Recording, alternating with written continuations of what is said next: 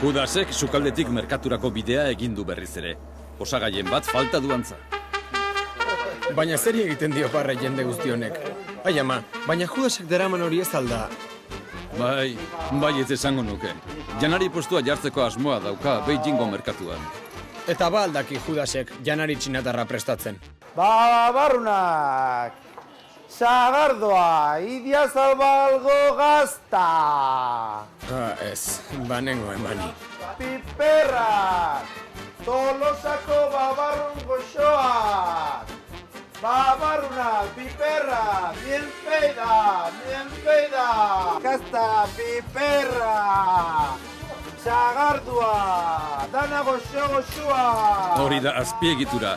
Sandal utzitako ferian postu eskasagoak ikusi ditut. Babarrunak. Bai, baina txinatarrak ez dut uste babarrunak jango dituztenik. Hautxe? Afari bat jokatuko dizut, Hautxe? eltzeka da ustu baietz. Eginda. Begira, hasi dira jaten.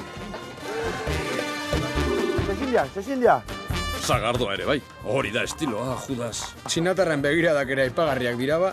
Bai, baina barrura badezpada ere. Goxoa. Beste behin ere, Judasek txinatarren atentzioa deitzea lortu du. Gustora daudela ematen du gainera. Jende guztiari gustatzen zaio guk prestatuako babarrunak eta hau exito bat izaten ari da! Eta orain Ibarrako piperrak!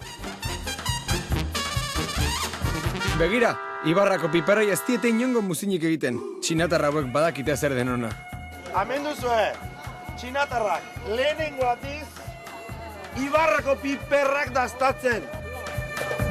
Zula?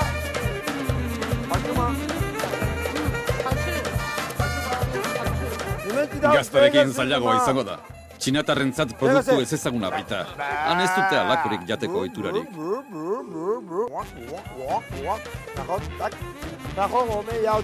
Judasek bikaina zaldu dien nundik datorren. Idiazabalgo gazta usaitzen ari dira lehenengo aldiz.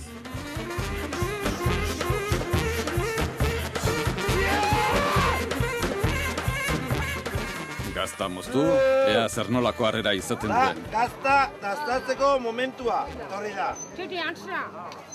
Ai. Hauek, azkenean Euskal Herria etorri nahiko dute, Ikaragarri. Babarruga. Zer esan du? Babarruga? Babarrunak. Judasek txinatarrek euskera hitz egitea lortu du, ez da txarra. Pixka bat gehiago janda, behar bada lortuko du ondo egitea. Azkeneko pixarra geratzen jok. Norbaitek afaria zordi dala uste dut. Ikusi dudana ikusita gero, gustora ordainduko dizut. Txiringitokin beste leku batera. Ez zeinukatu Judasek txinatarrekin harreman berezi bat lortu duenik. Horrengoan txuletak. Haiei babarrunak probatzen eman dien lehen euskalduna izan dela esatera ere, ausartuko nintzateke. Behon dizula, Judas.